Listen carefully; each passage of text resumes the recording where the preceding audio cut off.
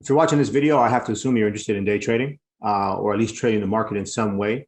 And I hope in the next couple of minutes here now, I can give you a little bit of insight in terms of my strategy that I've been using pretty well and pretty consistently to be profitable in the market day trading. Okay. So first of all, before I get into this particular trade of the day, you might be wondering, what is day trading? So day trading, right, is when you are basically opening and closing a position in the market in the same day. It's basically you're going to be buying shares of a particular stock, right? And your plan is to purchase and sell that stock, okay, your shares of that stock within the same day. Now, depending on your strategy, that time frame can be anywhere from 10 seconds to a couple of hours, okay? But for the purposes of day trading, what we're talking about most of the time is a very short time period, usually under about 10 to 15 minutes, okay? But depending on your style, right? There's different hats, different ways, and different strategies to make it work. My particular strategy, usually I'm in and out of a trade in under 10 minutes for sure. Sometimes I'm scaling out of a trade within 10 to 15 seconds, right? Depending on how the price action moves. Okay. Now, first of all, understand a couple of things before I get into the video. Day trading is risky. Day trading is not for everyone. It requires a lot of technical analysis, okay? A lot of logical breaking down of information, right? Because you have to disseminate and process information real time, okay? You cannot go based on how you feel, okay? That is one way to lose everything in day trading. It's based on the information that you have in front of you, okay? So understand that day trading is risky. Most traders in the beginning of their careers will lose money, okay? And this is part of the reason why many trading platforms offer free versions of their software. You can trade in an unlimited fashion during the market hours with fake money all you want to until you get comfortable with your strategy. And then from there, you can advance to more so real money. Second thing you have to understand is that the SEC is who governs these markets, right? The trading market. Understand that in your account, you must have a minimum of $25,000 in order to trade in an unlimited fashion, right? So if you don't have $25,000 in your day trading account with your broker, then you can place up to 3-day trades in a rolling 5-day calendar period, okay? On your fourth day trade, and what I mean by day trade is you open and close a trade within the same day. On your fourth day trade in a rolling 5-day calendar period, you will be marked as a pattern day trader. And if you're marked as a pattern day trader and do not have $25,000 in your account will be suspended for 90 days. Okay. Now, there are a couple of offshore brokers, some in the Caribbean and some in other countries throughout the world, where they allow they don't go by the PDT rule. They're not governed by the SEC. And some day traders do elect to use those accounts to day trade in an unlimited fashion. They usually charge high commissions. It's not something that I would necessarily recommend, but it is an option, okay, for those who don't have the $25,000 minimum, but want to be able to day trade in an unlimited fashion. Okay, but if you don't have the 25K, one thing that you can do, which I did for a period of time, basically you can trade every other day. You'd be able to make one trade every other day until you build your account up to that point, or until you're able to transfer funds from one investment account into your regular day trading account, okay? And again, this is just one investment strategy that people can use because, again, this is what we're talking about. And majority of people who are working have 401ks, and a good performing 401k is going to get you, 9, 10, maybe 12, 15% a year, okay? That's a good performing 401k portfolio. Okay. However, you can very easily in day trading grow your account by leaps and bounds, thousands of dollars, hundreds of thousands, not hundreds of thousands, hundreds to thousands of dollars a day. And the good thing about day trading, the beautiful thing about day trading, and why I've decided to incorporate it into my investing acumen, is because your money is not stuck in the market. Your money goes in the market, and then your money is out of the market in the exact same day. You don't have to worry about what your money is going to do overnight in the market where your money's going to be at the next day. You don't have to even worry about what a stock or a company is going to be doing next week, what their performance is going to be like next week. It's not like cryptocurrency or some other type of long-term investment strategy. Not that I don't have long-term investments, obviously I do, but for the purposes of day trading, it is a different strategy. It's a different way of thinking about investing, okay? And it requires some technical analysis, which we're going to go ahead and get into now, okay? So I will go ahead and share my screen with you all. Let's see here.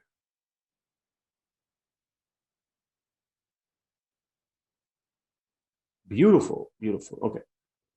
So today's trade of the day came from this company, okay? So I traded this particular stock a couple of times today, okay?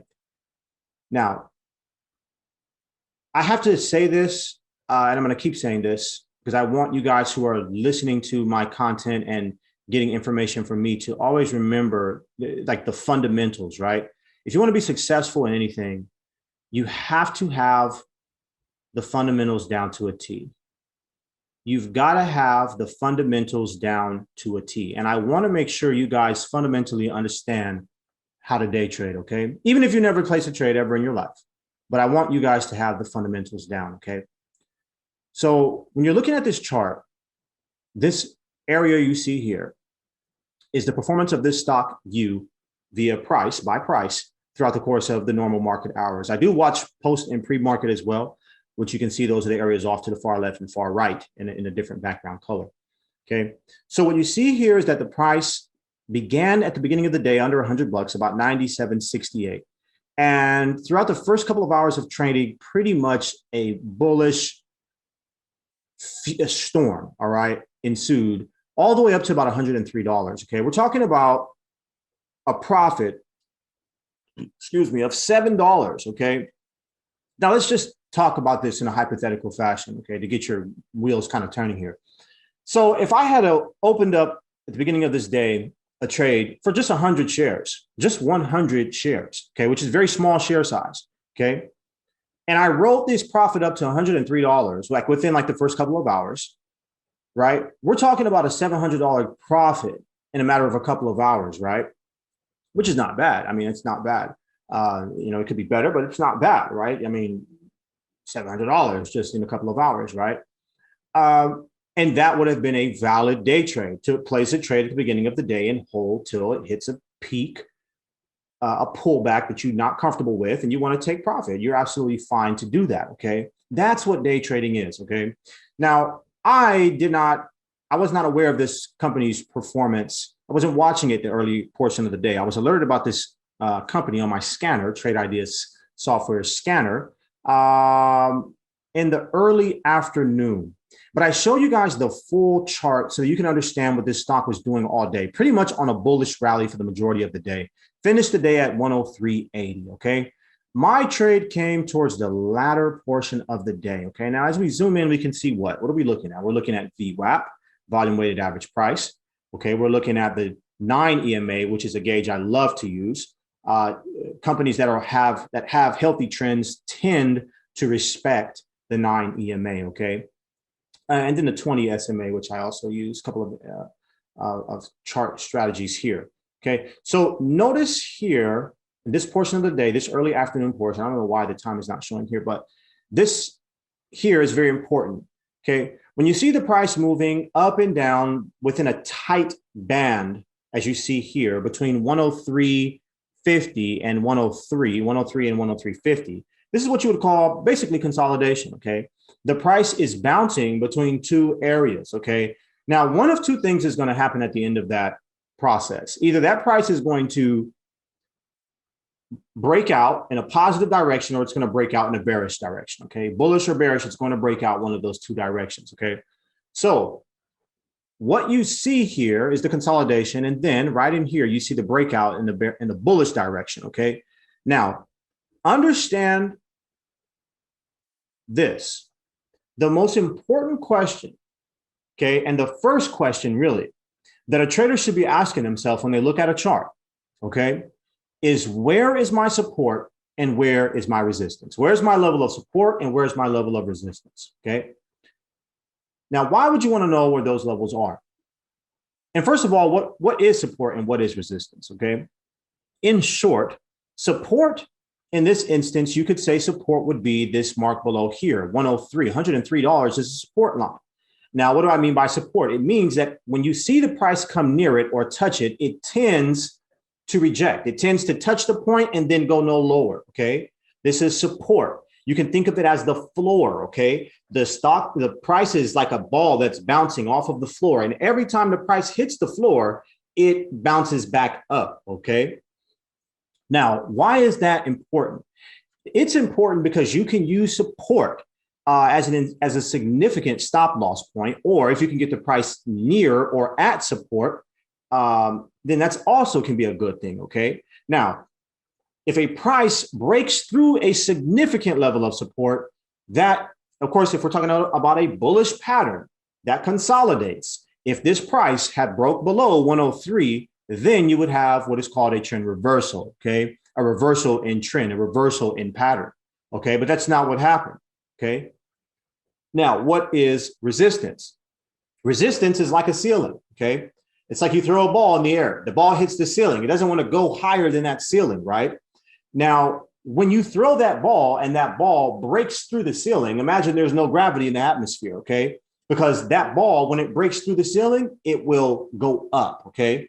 And that is what you basically see here. You could say that a resistance level would be 103.50, okay? 103.50, okay? That is going to be your resistance level, meaning when a candlestick closes above resistance, you now have a confirmed breakout, okay? In this instance, that would be considered a bullish breakout, okay? And this is what happened here. You see this candlestick close above resistance, okay? Boom, the beginning of a new breakout, okay? And you see that the price pretty much shot up above the resistance level, 103.55, all the way up to about $104 before it started to pull back.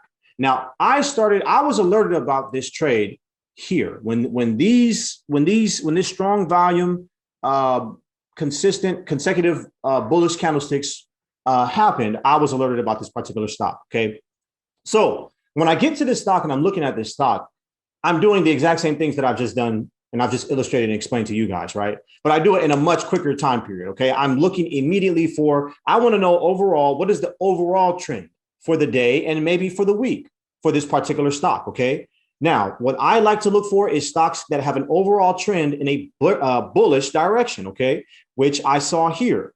The reason that's important is because the trend is your friend, right? You can expect the trend to continue to do what it is doing, okay, unless there is, again, a breakthrough, a significant level of support, which would indicate a possible trend reversal, which did not happen at the end of this consolidation period. But these are all the things that I'm looking at when I look at this particular chart, okay? So when this breakout happened, I come here, I'm looking at this, I'm looking for a good entry point. Understand that I don't like chasing stocks that are currently in a bullish trend. I don't like chasing, okay? I'm gonna wait for a pullback, but I'm not gonna wait for just any pullback. You sometimes hear people say, what? Buy the dip, buy the dip. And that's cool, you can buy the dip, but you can't just buy the dip. You want to buy the dip at or near a significant level of support, okay? Because you can buy a dip, but that dip can continue to go down. The question is, how low, like Luda said, right? How low do you go? You understand what I'm saying? And if you don't know where that bottom is, then that price, you can buy a dip and it could just continue to dip. So you need to buy the right type of dip, okay? And we're gonna help you guys to understand what that is and what that looks like here, okay? So you see the price hit 104, pull back, right? Whole dollars, understand, whole dollars tend to be significant levels of support and resistance. Just naturally, whole dollars tend to form levels of support and resistance, right? So the price hits 104, it's a resistance level. It hits that roof, it says, no, I'm not ready to go above 104. Whole dollars, okay, whole dollars, right? So it does what stock prices typically do, okay? It bounces off, and this is what I was looking for, okay? It bounces off at that price, and I'm thinking, okay, great. What are my levels of support. Okay. How low will this go? Okay. That was my question. Now, if I'm here and I'm looking at this price and I ask myself, how low will this go? Really, there's no way to tell. When this thing starts going bearish, there's no way to know really how low it's going to go. Okay.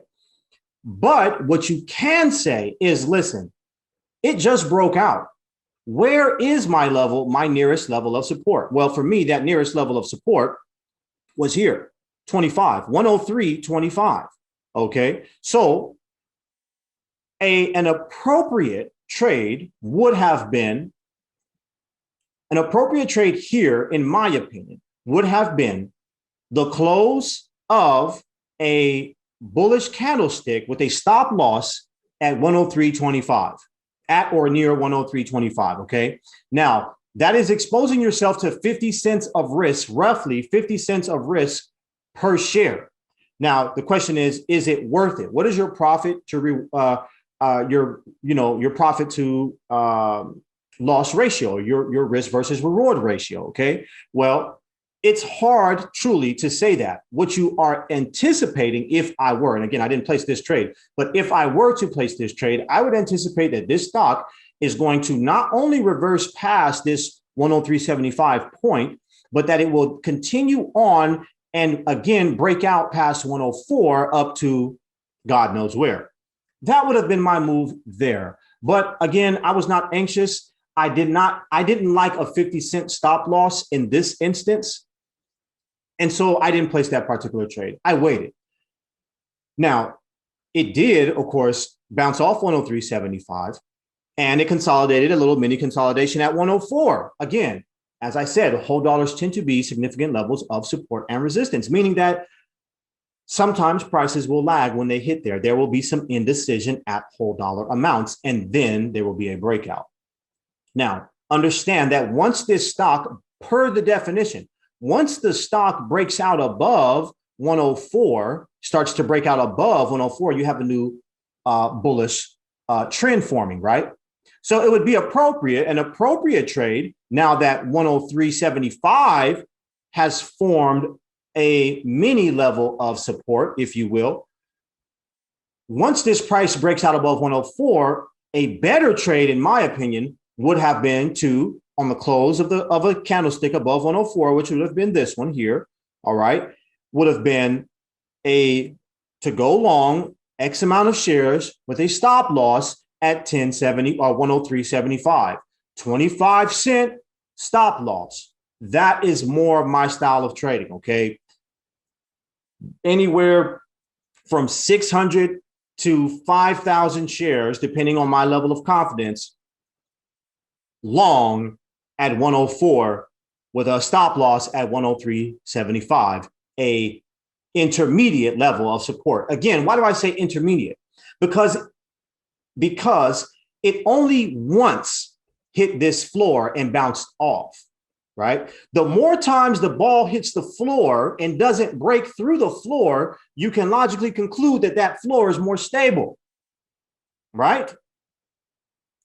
Now, I didn't actually, yes, that was the first trade that I took on you, was the breakout above 104, going to the moon with a stop loss set at 103.74. And the breakout went all the way up to about 103.40. And at this point, when I started to see a little bit of a resistance level forming, okay, I started to scale out. That's how I do my thing, okay? I will get into a trade. Sometimes I increase my share size, but more often than not, I will start to scale out, okay? I don't just enter one trade for X amount of shares and then close for X amount of shares and be done. No, depending on where the price is moving and how the price is moving, I will scale out of a trade, okay? That's just my trading style. I feel more comfortable doing that, okay? Because at least that way I'm sealing profits. And as the price is increasing, I'm also lifting my stop loss. So as I'm getting profit and this price is increasing, I'm going in on my order and changing my loss, adjusting my stop loss from 25 cents to 15 cents maybe, or to 5 cents. But once I get to a price point where I like to take profit, usually about 15 cents a share, 20 cents a share, I'm putting my stop loss at 1 cent. Okay. And I'm watching. Okay. Now, the price hit 104.45, 104.50 roughly. Okay. And again, whole dollars and half dollars tend to form levels of support, but more so whole dollars, but half dollars do also tend to do this as well. So it did what the price is supposed to do. It started to consolidate or to reject. Okay. Basically to bounce off of the resistance level. The question again becomes, how low do you go? Okay.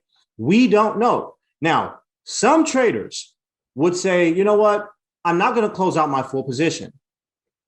I'm going to hold, okay, and see if it can break my stop loss, which was 103.74, my initial level of support. Not necessarily my stop loss, but more so my level of support. I'm going to wait and see if it does. And this is the reason why I decided to make this video, is because when you look at what the price did, it's actually beautiful. This is like wonderful right here. Okay. A lot of golden nuggets in the way that this happened.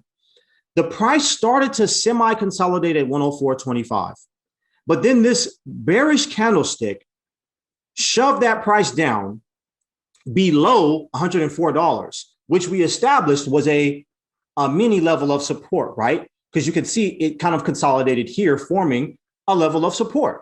Now, when it broke through 104, that was kind of a red sign, a red flag, so to speak. Okay, but it doesn't mean all is lost.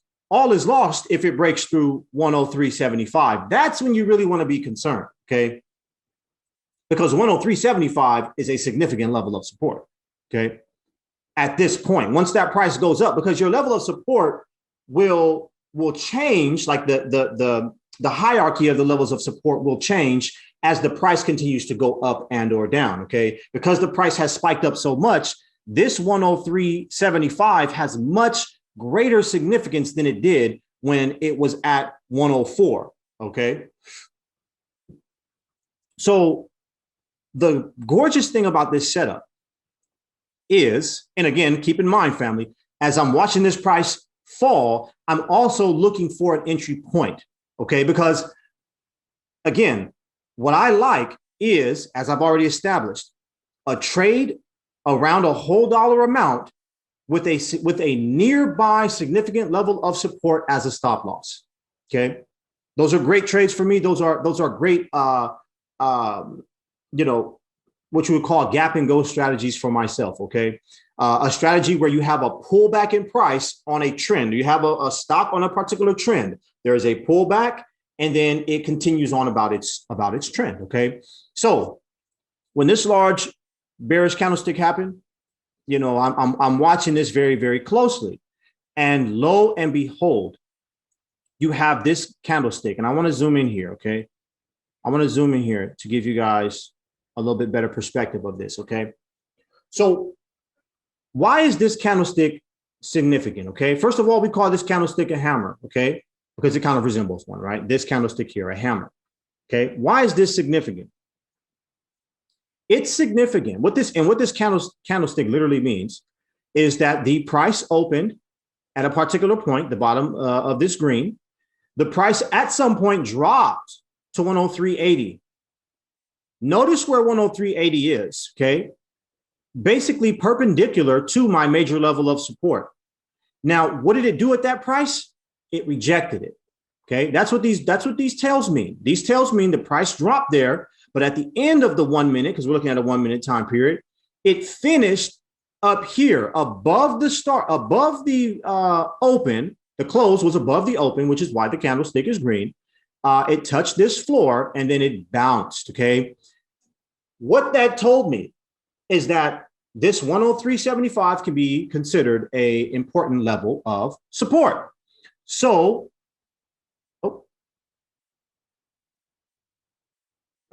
I see what happened here. So let me go ahead and move this over. Sorry. Let me go back here. So what did I do? How did I handle that situation? Well, what I did was I placed the trade in here. I placed the trade about 103.05, 103.0, excuse me, 103.90 something, right? Under a little under 103, 104. Okay. Because once I started to see the strength of this candlestick, I said, okay, let me go ahead and hop in on this. Now, there's another technique to this, which involves volume that I'm not going to get into at this point. What I would have liked to see here was very low volume on this, hammer candlestick, and then higher volume here. But you do see the volume does increase along the way, but I would have preferred to see a very smaller volume here. But I didn't hesitate. I still felt pretty good about what I was seeing, okay? So I got in here about 103.99. Now, understand something. Right now, this looks great because the trade went my way, right? The price increased and I took profit, okay? And I scaled out as it hit this 104.20 mark, okay? But this also could have reversed and broken this level of support. Now, the beautiful thing about this, and I want to back this up so you can see. The beautiful thing about getting this at this price point of 103.80, 103.90 in here is that I can set a stop loss for 103.74, which is this significant level of support. And that stop loss is about 15 cents, 20 cents away from my entry point. Now, that is significant because what I'm doing is I'm limiting my risk while increasing my reward. Does that make sense to everyone? I hope that makes sense to you guys, because it rejected at 103.75. Now, I don't want to jump into the trade too early, but I also don't want to jump in too late. So usually I recommend the close of the second candlestick in the bullish direction, okay? Which technically would have been at 104, looks like a roughly 104.01. But I didn't wait till that time. I waited till about 103.70, 103.94, something like that, okay? But that enabled me to set a pretty tight stop loss, confidently knowing that it's probably going to break 104 before it breaks below that significant level of support, okay? And behold, that's exactly what happened. It broke above 104 all the way to 104.25, started to consolidate again, and I went ahead and scaled and sold out of that position. But the thing about that is this: 25 cents on a share may not seem like much, but when your position size is 2,000, 3,000, 5,000 shares, okay, we're talking about several $100s on a 20-cent move, okay? And this is one strategy of day trading. Again, there are many strategies when it comes to day trading. This is simply one of them, okay? And you have to understand that this strategy, now this is I told you guys the good. Here's the downside to this strategy, okay? There's a term in the trading world, and I'm gonna say this and I'm gonna get out of here. There's a term in the trading world called catching a falling knife. Does catching a falling knife sound like a good idea? Doesn't, right? So what do they mean? What do I mean by catching a falling knife?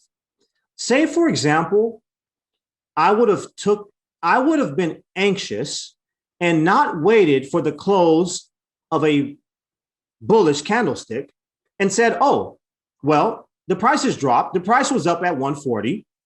It's dropped to 116. It probably won't drop below 104 because here's the level of support. That sounds okay, but what does the chart show you? That's the real question. There's nothing wrong with that thought process. That's actually a good way of thinking. But the question is, what do the candlesticks say? What does the volume tell you? Well, there hasn't been a closing bullish candlestick yet. So you don't have, the trend is not about to reverse yet. It's not ready. So in other words, what I'm saying is, family, although the reversal method, basically buying on a pullback on a dip, near a significant level of support. That can be a very, very effective strategy to make profits on, okay? And you're not chasing the stock. I really like this strategy.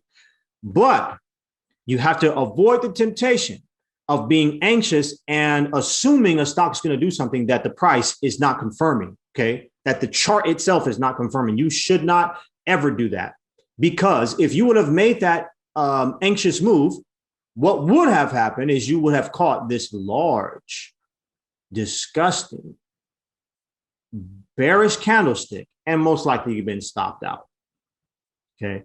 So that is why you wait for this indecision, this reversal candlestick, this hammer, okay? Just like you see here, another hammer. Do you see this?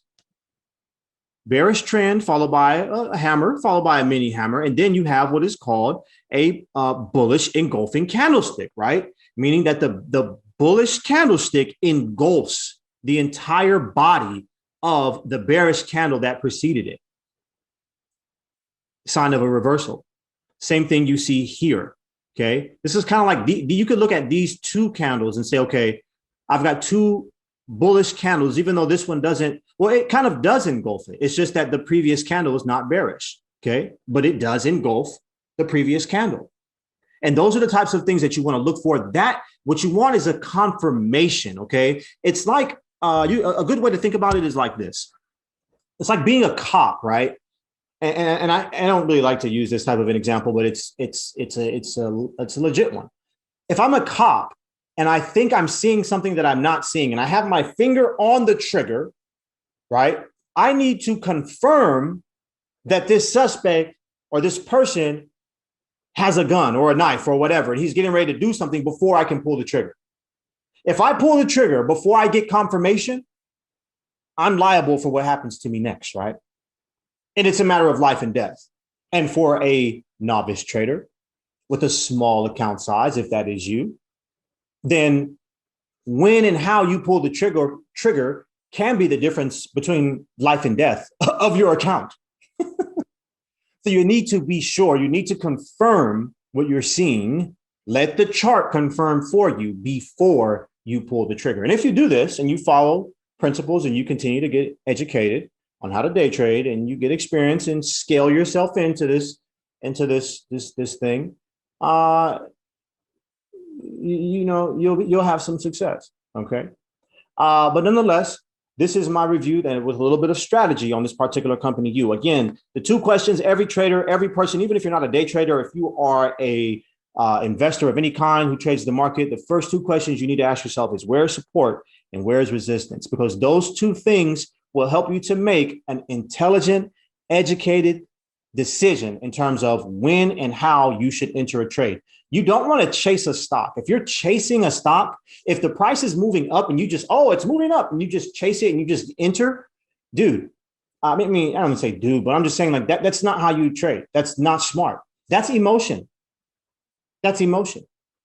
Your price point is equally as important as the breakout itself. Like where you enter is very, very, very important. And in the world of day trading, it's critical. Because if your entry point is wrong, or your stop loss is not in the right area, or you don't use support, if you don't use the indicators that I'm talking about, you will lose money. It's just that simple. You will lose. If you follow the rules, you use technical indicators, more often than not, you will win. There's not a 100% perfect strategy out there that works 100% of the time. But these strategies and the way that I've outlined them for you work more often than not. Like, share, and subscribe. I hope you guys enjoyed this video. Till we chat again, I'm out of here.